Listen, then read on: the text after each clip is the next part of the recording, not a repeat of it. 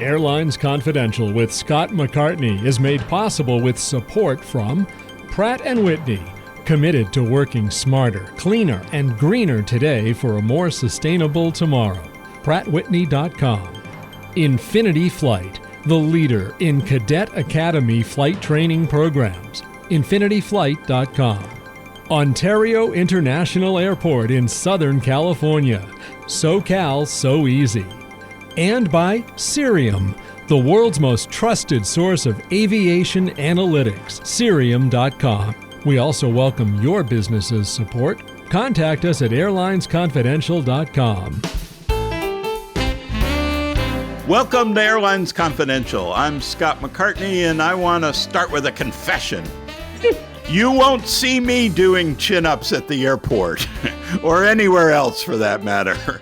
But we did see our Secretary of Transportation showing off at Washington Reagan Airport this past week, and we did discover the aviation equivalent of unpaid parking tickets when the bill came due for a 737 parked for 13 years in India. And we are welcoming back Pittsburgh Airport Chief Executive Officer Christina Cassotis, who is still celebrating the successful opening of a new terminal, fabulous new terminal, and I suspect would never let an abandoned 737 sit on the airfield for 13 years. Welcome back, Christina. Thank you very much, Scott. It is always great to be here. We would have let a 737 sit for 13 years if we had been charging them the whole time. Yes, okay. Anyway, Kolkata Airport charged Air India $120,000 for those 13 years, and the airline, good for them, paid it after realizing that the 737-200 was actually still owned by Air India, but had been abandoned and left there because of confusion inside the company. Yeah. Air India paid to remove the decommissioned airplane, and they paid the parking fee, which I really do give everybody credit for. We do have to make sure that we are self-sustaining as airports, and we got to charge for space that is used. So anyway, we've got a lot more than that to talk about, Scott. It's been a busy week. Yes, we do. We really do. So I'll start with a report in the Air Current that two big airlines were preparing this past weekend for a shutdown of Spirit Airlines. Now, Spirit said it has no plans to shut down. We're recording this over the weekend. Things can change quickly, but no shutdown yet. So we'll see, and we'll see if we update this. But if there is something, everybody will hear it quickly, I'm sure. What we do know is that there are deadlines on top of Spirit for cash on hand before the company can draw further on its $475 million debtor in possession financing. In other words, if the cash gets too low, creditors can pull the plug and say, no more money. There's been speculation in the industry that Spirit's cash was going to get too low for it to access all of its debt financing. December 13th was the latest deadline for a $100 million draw from that financing package. December 13th was this past Saturday. The requirements included cost-saving deals with pilots and flight attendants, which were ratified by unions last week. So presumably that part of the requirement was satisfied. But as I said, the cash level is a huge concern. That December 13th deadline certainly could be pushed out, may have already been pushed out by the time we're recording this. It might make sense for all the creditors and everyone involved to just keep Spirit flying through the holidays and see where things end up on, say, January 5th or, sometime in the new year. You'd think an operating airline would be worth more than simply liquidating it. You'd also think a potential buyer of assets at Spirit, like Frontier Airlines, wouldn't want to start swallowing what's left of Spirit in the week before Christmas. Right. On the other hand, $100 million is a lot of money, and there has to be a limit on the generosity of creditors if Spirit hasn't met the requirements for the next draw. We may just be at the point where creditors say no more. Or all this could be wishful thinking on the part of competitors who certainly can hasten the demise of Spirit by fueling stories about Spirit's demise. As we've talked about before, you can cause a run on the bank with this stuff. If ticket sales dry up and no new cash is coming in, it's hard for any airline to keep going, especially one that's already in bankruptcy. More innocently, it may also simply be other airlines, big airlines making, it may make sense for them to prepare for the possibility of a Spirit shutdown, just as they prepare for all kinds of disruptions, right? It's going to be really disruptive for them, people running over to their ticket counters and flooding their call centers and going online and saying, and what's your policy? Are you going to accept those presumably worthless Spirit tickets? What are you going to charge? Are you going to have caps in your system so people don't see $5,000 to go to Cleveland or that kind of thing? Just to get home for the holidays, right? Just to get home for the holidays, right? Right. Yeah. So if a shutdown does happen, there's clearly going to be chaos for many people this holiday season. I really hope that doesn't happen. Even if rival airlines honored those Spirit tickets, that's far from certain. There just aren't going to be many empty seats to reaccommodate Spirit customers, right? People are already fully booked. Mm-hmm. So if holiday travelers end up having to buy new tickets, it's going to be at close-in holiday prices. So there would be a cash influx for Spirit competitors, and they'd want to plan so they could capitalize on that as best they can. All in all, just a fascinating situation for the industry. And you're right about chaos. The chaos goes throughout the industry. If they were to announce something like this right before the holidays, it's a really terrible time for anybody to absorb that capacity, as you said. And then it ends up not just in call centers, it ends up in airports too, with a lot of people showing up saying, I don't know what to do. Yeah. I have this ticket. What can I do? And there's a lot less. You don't, in the old days, you could walk up to a ticket counter and say, I'd like to buy a ticket. Yeah. You don't get to do that anymore. Right. So it's something that everybody, first of all, as an industry, we prepare for disruption every single day, and we usually get it. And this is something that would be structural. I mean, Spirit has had a big presence, especially in our airport and in many others, obviously. So it's something we're all watching very, very closely. I mean, one thing we do know is that last week, Spirit got $30 million from American Airlines, which is, it's a bit of cash, not a huge amount for the airline that's losing close to $100 million a month, but what Spirit, and that's based on what they're reporting for September and October. Yeah. November and December, I would imagine, will be better with holiday travel, but still, they got the $30 million because of gates at O'Hare International. So American is paying $30 million for 2 gates because Spirit had 4 gates, but they're cutting their flying in half, so they only need half as many gates. And American Airlines, as I'm sure your listeners will recall, lost 4 gates that went to United in October when the city reallocated gates based on passenger traffic for last year. So American has been building back its schedule at O'Hare. United just built back faster after the pandemic, and American says it's going to go to fight for O'Hare. It's a market these two have been head to head in for decades. So paying Spirit $30 million for 2 gates certainly says, we're sticking around, we're staying. Yeah. And there's a lot of cash flying around the airline industry right now, Scott, as you know. If there's a windfall for airlines from a Spirit shutdown or something else, it will offset some of the losses they suffered during the government shutdown earlier in the fourth quarter. Having looked at some of the estimates of these government shutdown losses, Delta said its losses were about $200 million. Southwest, half as much at about $100 million, obviously. Remembering that Delta takes in twice as much revenue as Southwest, so that makes sense. Yeah. The 43-day shutdown resulted in a significant drop in bookings, as you would imagine, when you introduce that kind of uncertainty into the system, and thousands of flight cancellations, triggering millions of dollars worth of refunds. Yeah. So it's, it has an impact on all of us, we saw a decline in what we expected for travel during that. The good news is that in the fourth quarter, we're seeing a lot more capacity go back into the system in order to make up for, I think, what we all expected in the first three quarters, and certainly, was exacerbated, or the loss was exacerbated during that shutdown. So there's, as always, a lot to talk about and a lot of activity that is just rooted in uncertainty. Yeah, yeah. Fourth quarter is just going to be fascinating when we start seeing earnings and so important, particularly for Southwest. High drama there.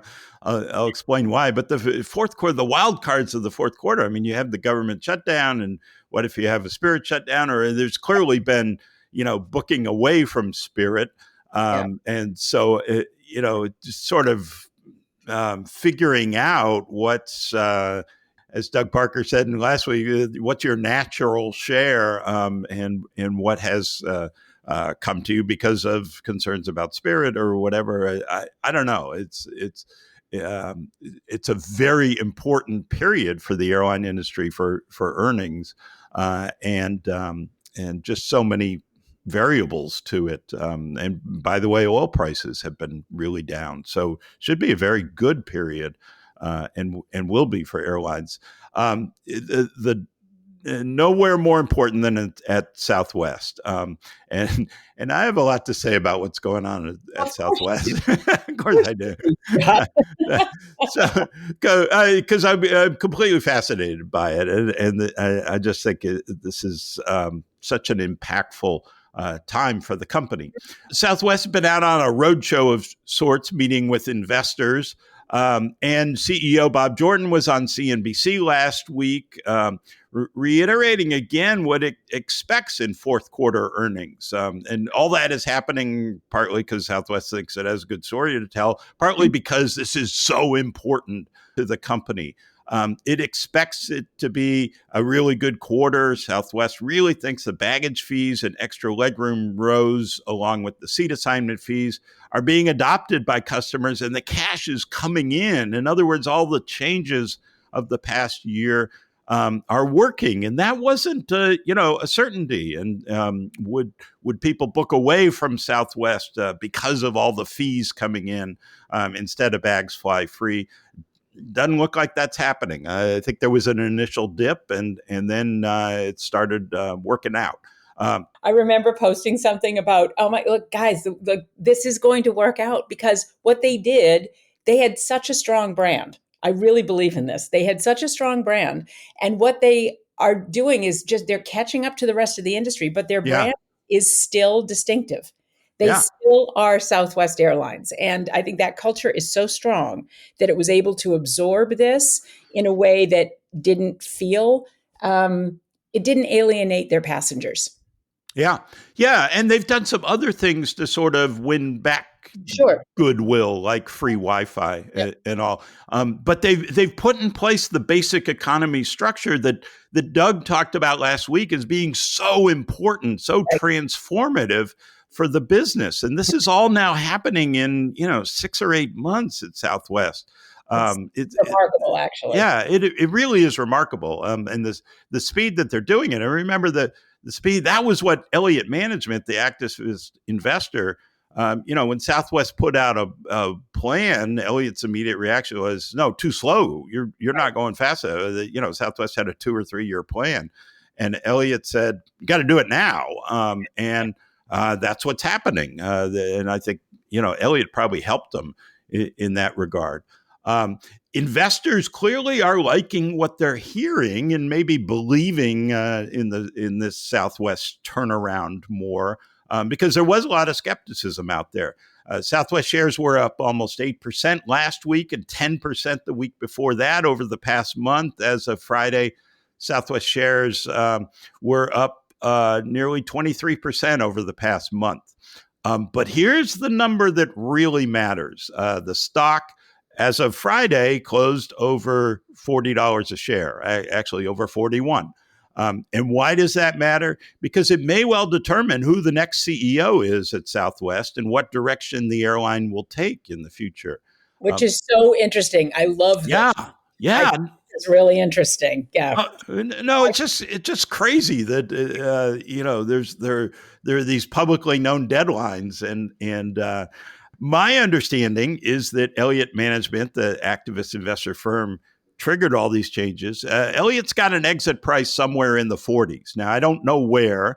But let's just assume take $45 a share. That would be a 50% return from where Elliott bought in. Pretty darn good in the airline world. So $41 is getting a whole lot closer to $45 than, this stock was at $30 and $32 for a long time. So I think Southwest isn't there yet for Elliott's satisfaction, but certainly getting closer. And the deadline is Valentine's Day. Valentine's Day, always a big day at Southwest because the culture celebrates red hearts and big heart, puffy heart. all that. But this year it's different. This year, the standstill agreement that Southwest has in place with Elliott ends on Valentine's Day. So what happens when that ends? Well, we could see Elliott exit, take $45 a share or whatever. They'll be selling stock, and then if Elliott has sold, Southwest can put forward its own slate of directors for the board and replace the 5 Elliott directors at the next annual meeting, which would come up, I think, in May or so, right? Yeah. The other thing is, if Elliott's not satisfied, that's the day, Valentine's Day, that Elliott could start pushing the Southwest board to fire CEO Bob Jordan and put its own CEO in place. Remember, Elliott went into this saying, hey, management's got to go. Yeah. So who would Elliott put in? I think, probably Greg Saretsky, the former CEO of WestJet in Canada, who's already on the Southwest board. He was one of the guys one of the people that Elliott nominated and put on Southwest board. Elliott's got 5 seats on a 12-member board, not counting Bob Jordan, who's on the board. So it only needs to persuade 1 or 2 of the other directors on the board that it's time for change. Bob Jordan, by the way, will have been CEO at Southwest for 4 years as of February 1st. Hasn't that gone fast? Oh, totally. I mean, think about all the change. I know. Holy smokes. I credit for it's a lot to lead through that kind of change. Absolutely. Yeah. Bob turned 65 this year. Bob could totally see Bob saying, "Hey, this is my retirement," either the story is going to be Bob is the hero who saved Southwest and returned it to the people of Southwest if Elliott does exit at whatever $40+ stock price they're satisfied with. Or Bob gets run out by Elliott Management and, it was close but no cigar. And Elliott starts putting in a whole lot more cost cutting and probably more revenue generating fees for Southwest customers and employees under an outsider CEO like Greg Saretsky. So one other Southwest note. Bob Jordan confirmed on CNBC what we've been saying on the podcast for a while now, that Southwest will soon launch a network of lounges. What I've heard is maybe 7 lounges opening in the first year and a total of more than 20. We know that a Southwest lounge has been approved in Honolulu. The paperwork on that came out. We know that the city of Dallas is building a big new expansion that will include a lounge for an airline at Dallas Love Field. Gee, which airline could it be? one airline has 19 to 20 gates. I think we all know. I don't want to speculate. Right. And I think Southwest would like to do something before whenever that expansion happens in 2030. So, I think they will. I know that Denver, Houston, Austin, Nashville, all the big cities are likely to get Southwest lounges. And this whole lounge business is fascinating. Southwest will do this with Chase, its credit card partner, but they'll be branded as Southwest lounges because there's a real difference in the airport world of space for an airline versus space for a third-party vendor. So Southwest can move crew rooms around or get really creative with space in the terminal to build out a lounge. If they lease it, just to be clear, if they already lease it, right? Yeah, right.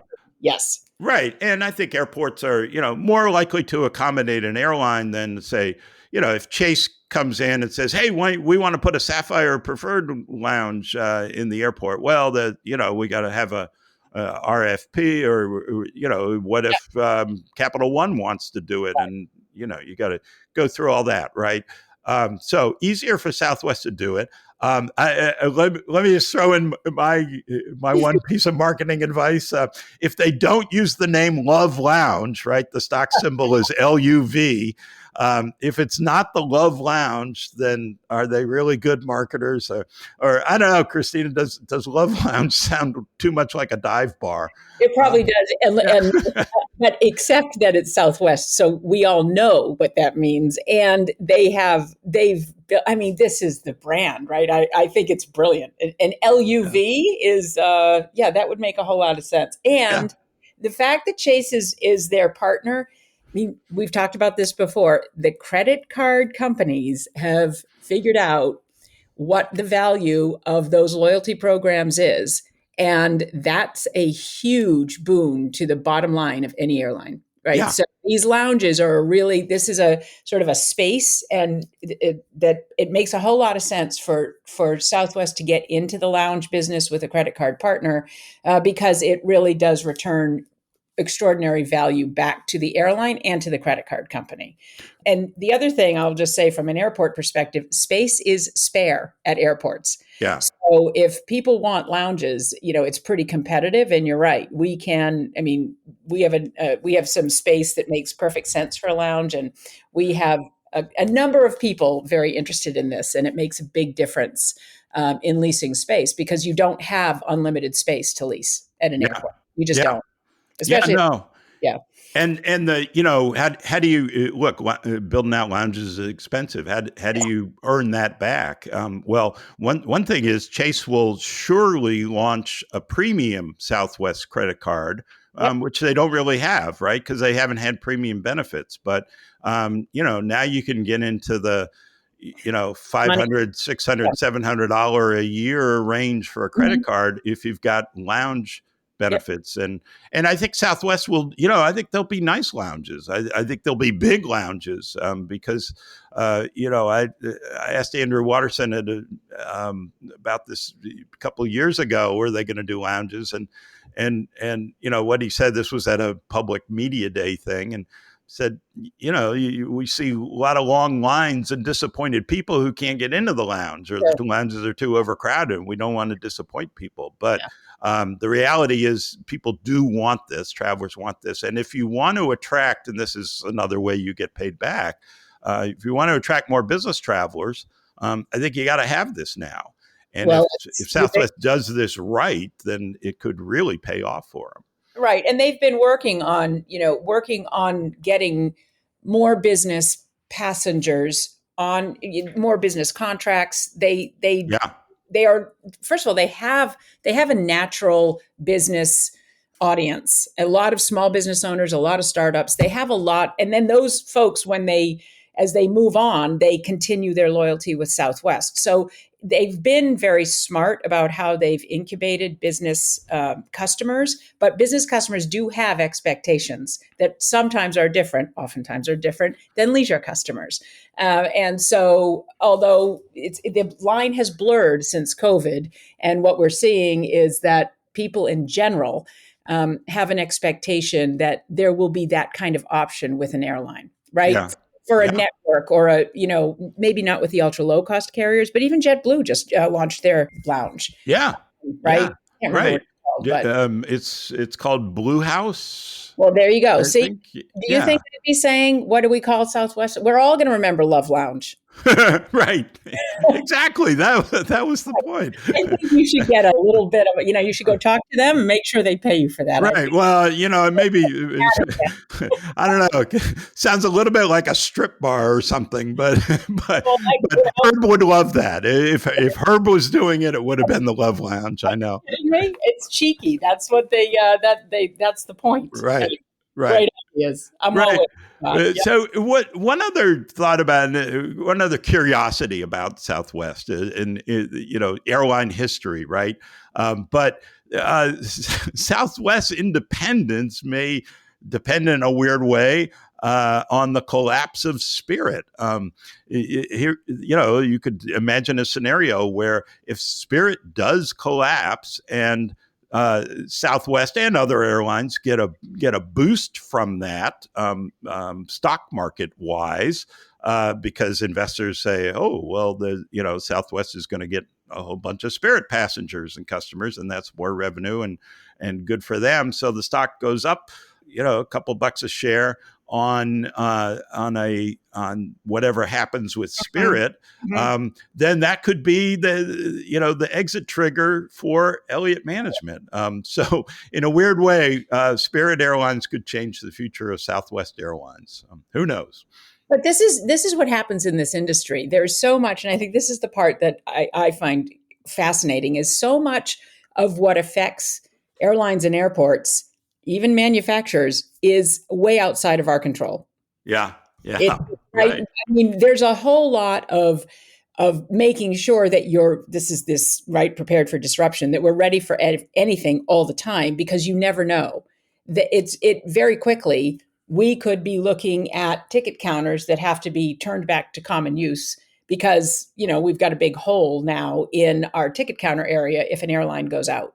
Yeah.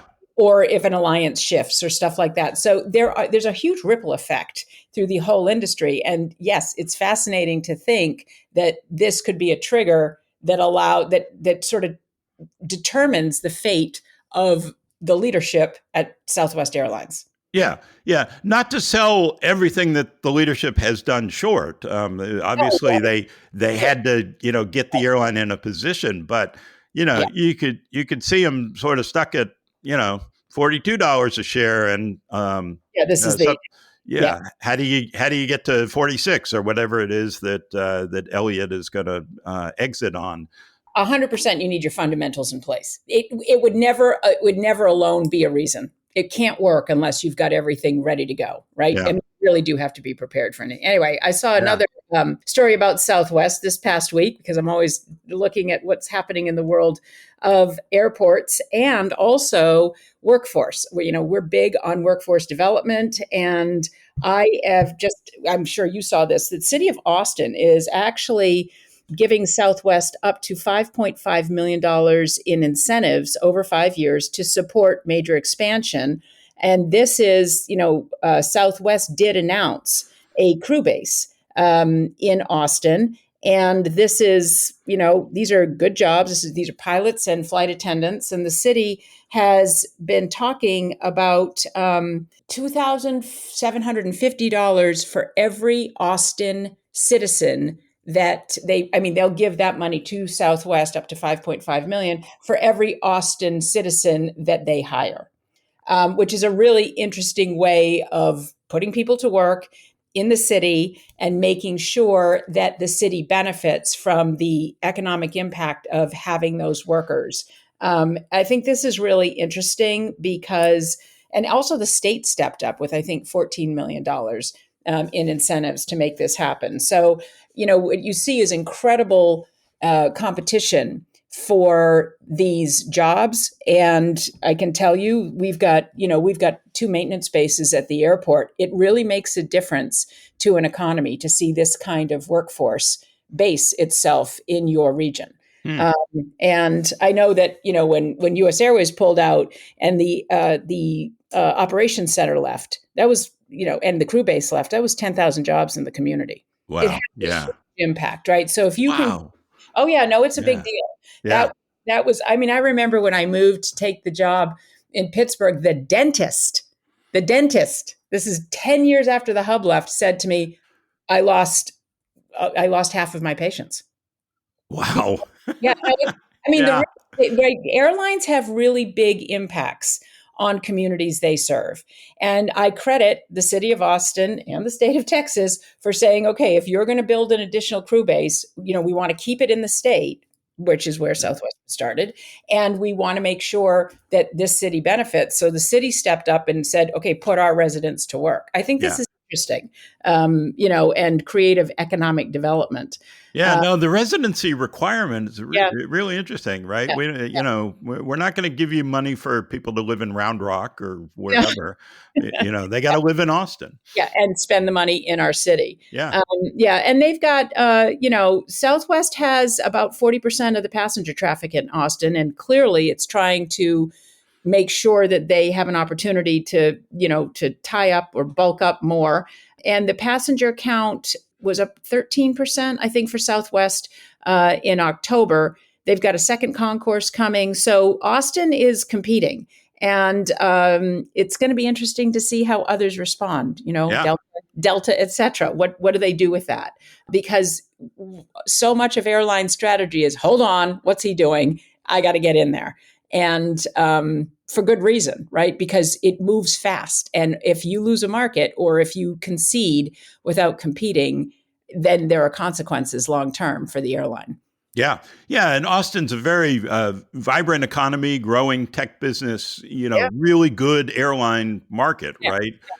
Flights to Europe already, you can see a lot of growth there.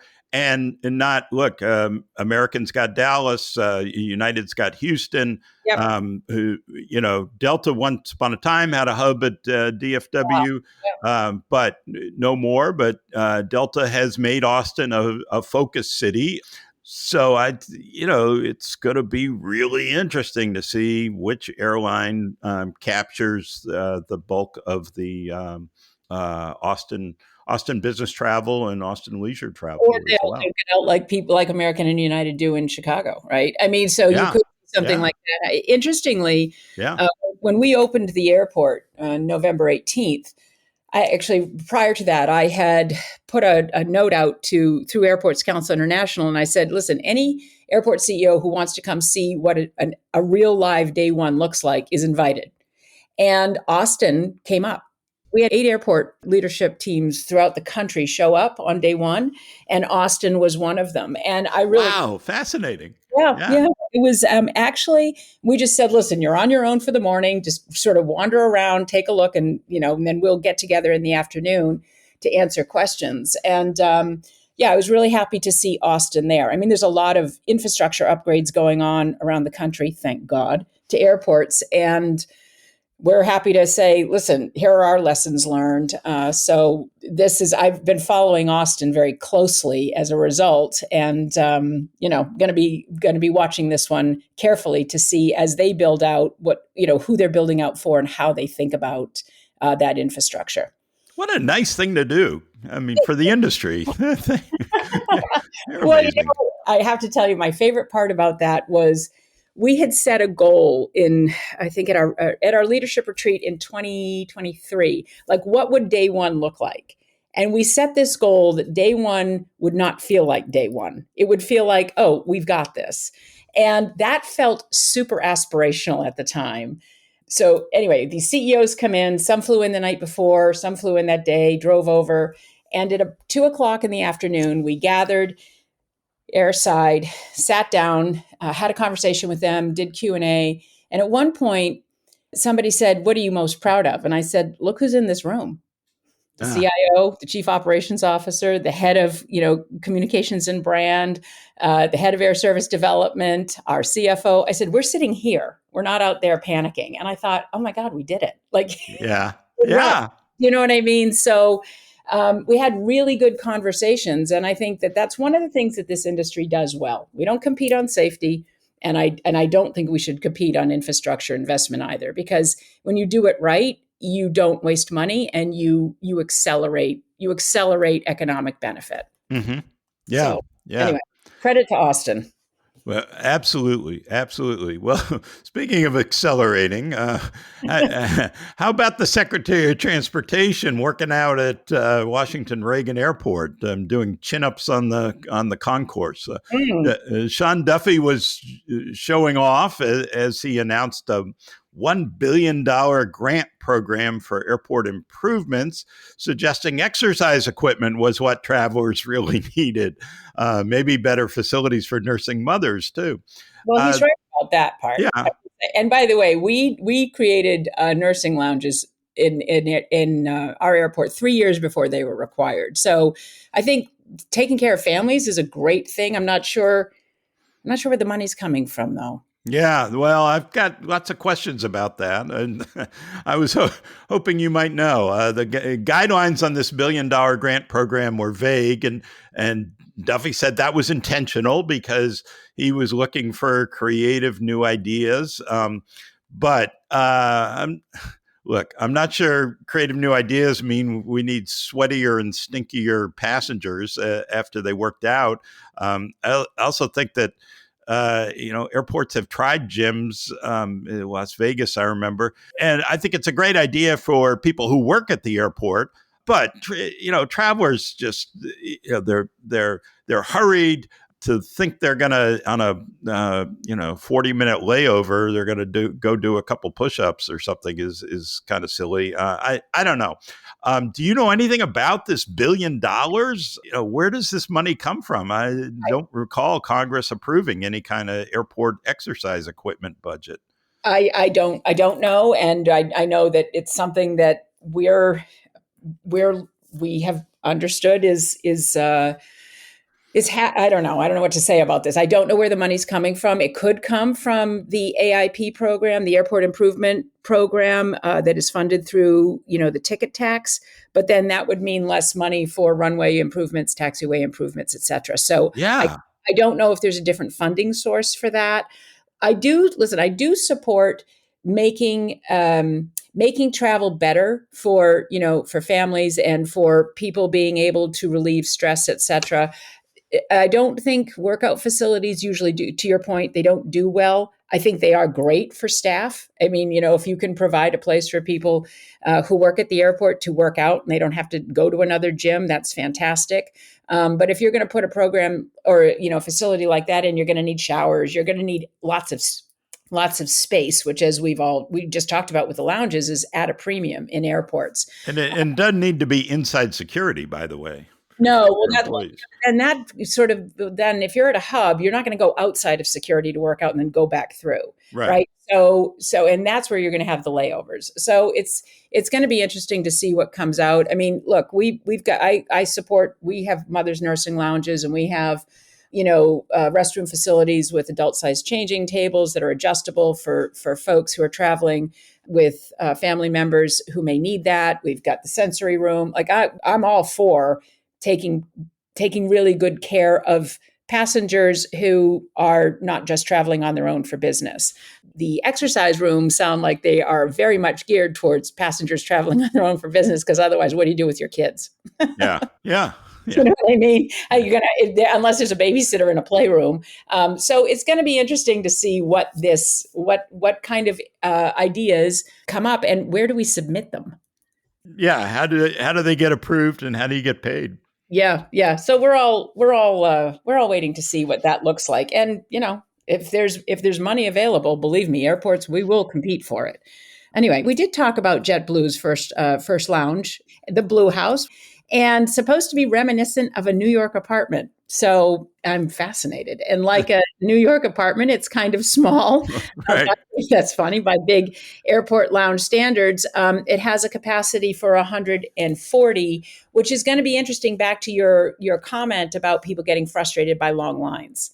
Right. Yeah. So it'll be, I'm sure that they've got a feedback loop for customer sentiment and, ideas, frustrations, et cetera. So it's going to be interesting to see how that plays out. I give them credit.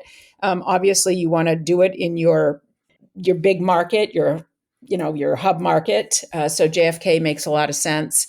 140 is not a lot of people, but let's see how it works out. I mean, it's like, remember when Friends aired and everybody was like, those are not That's not what New York City apartments look for young people.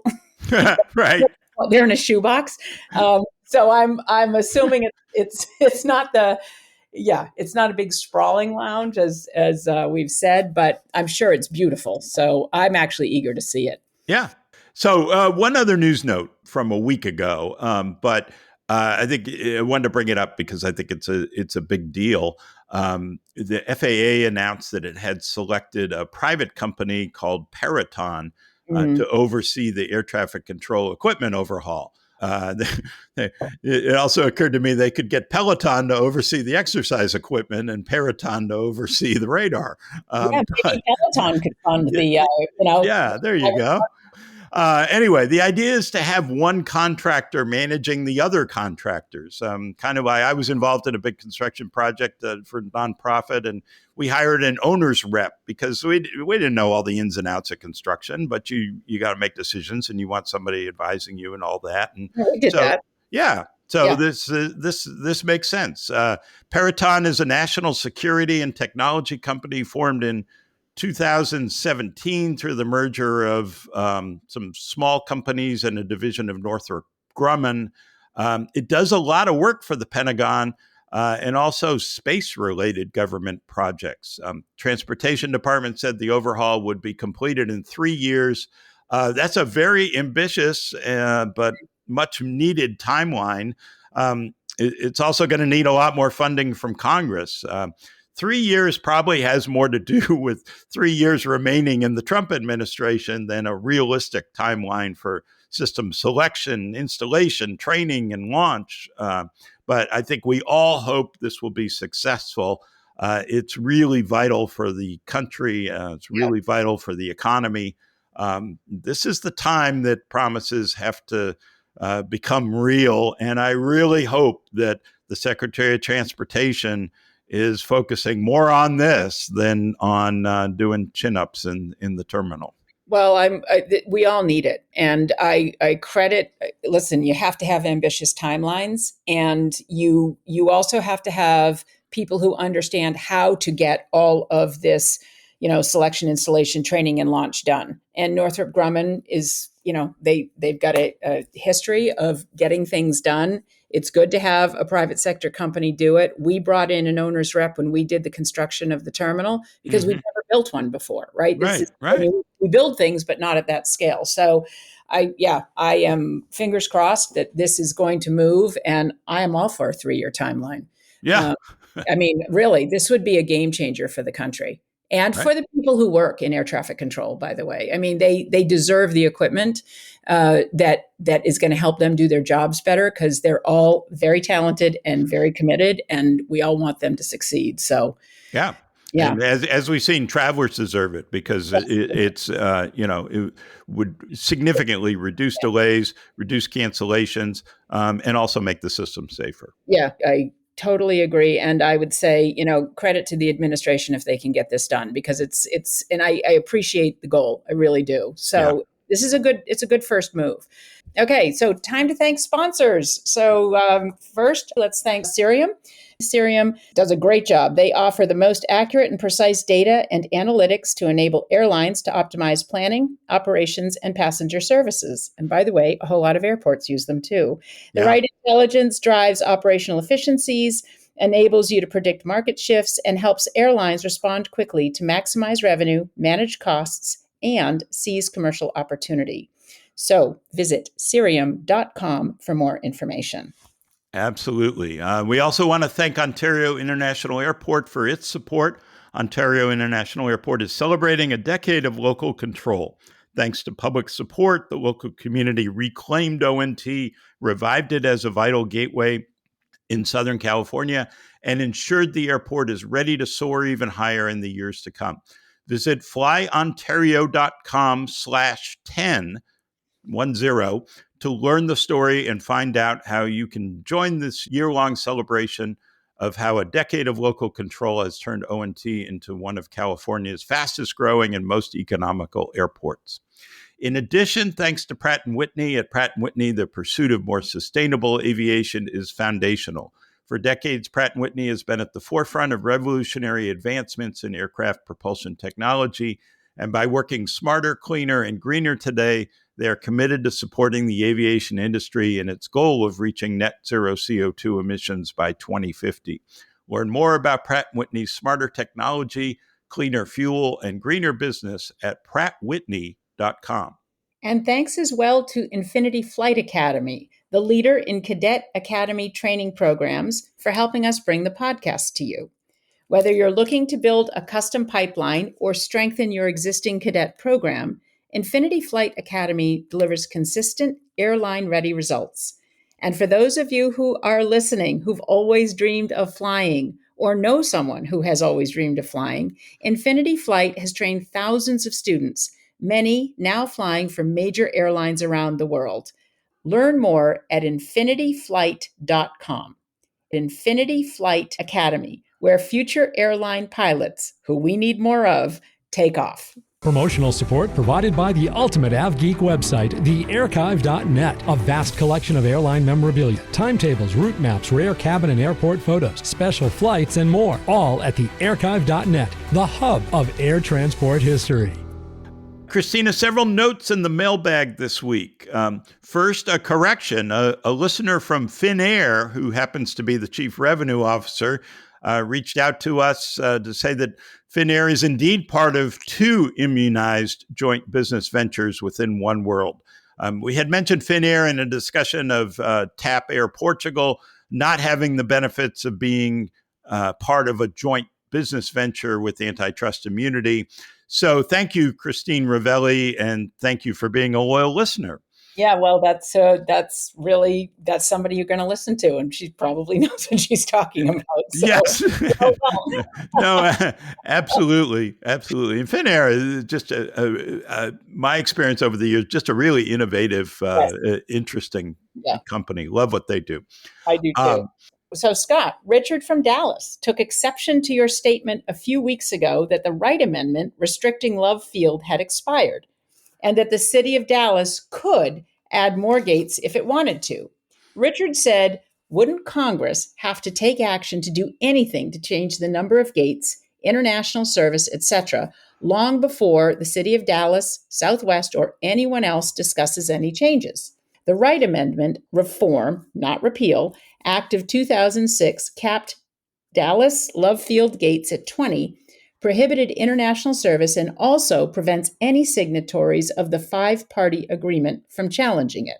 Your response? Yeah, well, my response is yes and no. But thank you, Richard, for this. It's a really fascinating issue. You're right. Yes, Congress would have to approve a change to what is known as the five-party agreement because that was included in the legislation. Mm-hmm. But Congress would love to open up Love more. There are a whole lot of people representing places that want more service to Love Field than represent the city of Dallas. So I don't think that's a hurdle at all if it's something that the city of Dallas wants. Let's step back a little bit. The Wright Amendment itself expired, and the compromise struck after Southwest challenged the law has mostly expired. But you're right, there's still a couple of things still in place. Southwest can now serve other airports like DFW without losing gates at Love Field, for example. That's one of the past restrictions that's gone. And this five-party agreement was signed by American, Southwest, Dallas, the city of Dallas, the city of Fort Worth, and DFW Airport. Those are the five parties. That still caps gates at the number of gates at 20, and it caps them permanently at Love Field. However, what's happened more recently is that there's a new airline use and lease agreement at Love Field between the city and Southwest. It allows for a new head house. This is the construction I mentioned briefly.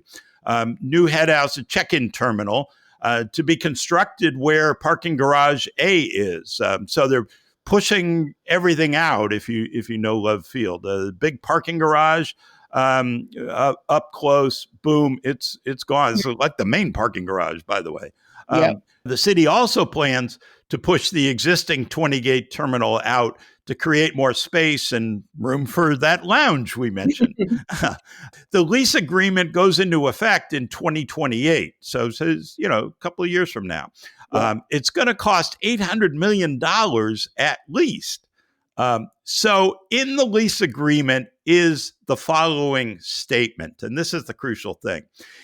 Quote, in the event that the city determines in its sole and absolute discretion to seek, support, or not oppose a change to federal law eliminating such gate limits, airline, i.e. Southwest, agrees that it will not take any action to oppose or hinder or support an opposition to such change. Okay, what does that mean? So you got the city and Southwest agreeing in a contract that if the city wants to expand, in other words, challenge that 20 gate limit, then Southwest wants to expand too. Curious. Why would that be there? They're about to tear down the biggest, closest parking garage to build a new head house and expand the square footage of the terminal. They aren't spending $800 million and, who knows, probably go close to $1 billion. Oh, trust me, that's going up. Yeah. They're not spending $1 billion just to build a lounge for Southwest. That would be one hell of a Love Lounge. Yeah. Sure. Love Field is pretty crowded today. The terminal needs to be bigger. They'd want more retail space and all of that. But when you spend close to $1 billion, don't you think you want more passengers? And, they're going to pay passenger facility charge. They're going to spend more at those restaurants and all that. You're going to need more passengers. As I said, the new use and lease agreement doesn't take effect until 2028, 2 years from, 2026. We're almost at 2026. It seems to me that the groundwork is laid for the 20 gate limit to be challenged in the next 2 years. So stay tuned. It's fascinating. This is one of the projects I worked on as a consultant was looking at the impact of Love Field on DFW. And I find the politics of this so fascinating, really, because it's, it sort of looks at when Southwest was started in a pre-deregulation environment and what it's done for competition, what Southwest did for competition among airlines has been fascinating. We've just had a whole conversation about, what might happen to their leadership, et cetera. So, this all comes together in a really big ecosystem of what's next. Yeah. Fascinated. Anyway. But look, Southwest Love Field was seen as a threat to DFW Airport. That's not the case anymore. DFW's booming. It's building its own $4 billion terminal expansion. And removing the Wright Amendment was great for DFW because lower fares in the Dallas market brought a whole lot more customers to DFW, a whole lot more people parking at DFW or buying hamburgers at DFW or getting on airplanes at DFW. And you're right. You need more passengers. You need the denominator to be bigger in order to keep the costs in line. Right. So the more passengers you have, the lower per enplaned passenger for the airlines to pay for it. So it does make sense that there could be something getting set up here. And I love that you read here's what the agreement says, because it's interesting. Yeah, no, it's it's one of those things. It wouldn't be there if it wasn't important. And remember this, and we all should, I would love to find the statistics. I would love somebody to say, I found the source. A relatively small amount of people worldwide have engaged in air travel. There are more people yet to fly. So we are going to need facilities to accommodate them. And we want to make sure they're in the right places and that they can serve the right populations. And there's a big population in that metro area to serve. Yeah. So it wouldn't surprise me if that's what happened. Anyway, I'll be following it, certainly. Obviously, you will be. Okay, one more out of the mailbag, Christina. Frank D. in L.A. commented on a comment from Dave in Chicago. Frank said, quote, Dave in Chicago wrote last week that recurring and wonderful guest host Dave Hilfman's discussion of inbound to USA travel trends was, quote, beyond myopic, quote, because he somehow failed to pay adequate homage to the fact that the Trump administration's economic and immigration policies have reduced travel to the USA. Please, for the love of all that is holy, Frank says, pay no heed to Chicago Dave. We all know that tariffs destroy international commerce and that xenophobia drives people away from the U.S. We come to Airlines Confidential to hear things we don't already know from great hosts like Dave Hilfman and others. And we come to hear about airlines, not politics. Keep up the good work, guys. Let Fox and MSNBC do the political talking head stuff. Thank you for that, Frank. I really do appreciate that. And it's great. It's great when actually, you look at what you've done. You've actually created a podcast where listeners are now responding to listeners instead of. So, well done. And not only do you have, C-suite and leaders of airlines and airports listening, but now listeners are responding to listeners. I think this is fantastic. No, I love it. I love it. The conversation going, right? Absolutely. Absolutely. All right. Well, that's all for another edition of Airlines Confidential. Thank you so much, Christina. As always, this has been fabulous. And congratulations again on the big opening. The terminal's gotten rave reviews, and you've just done an amazing thing. Congratulations. Well, thank you. It's always a pleasure to be here. And I wish you a great holiday season and look forward to continuing these conversations in the new year. Have a great week, everyone. So long. This podcast is produced by Mass Media. Info@massmedia.net.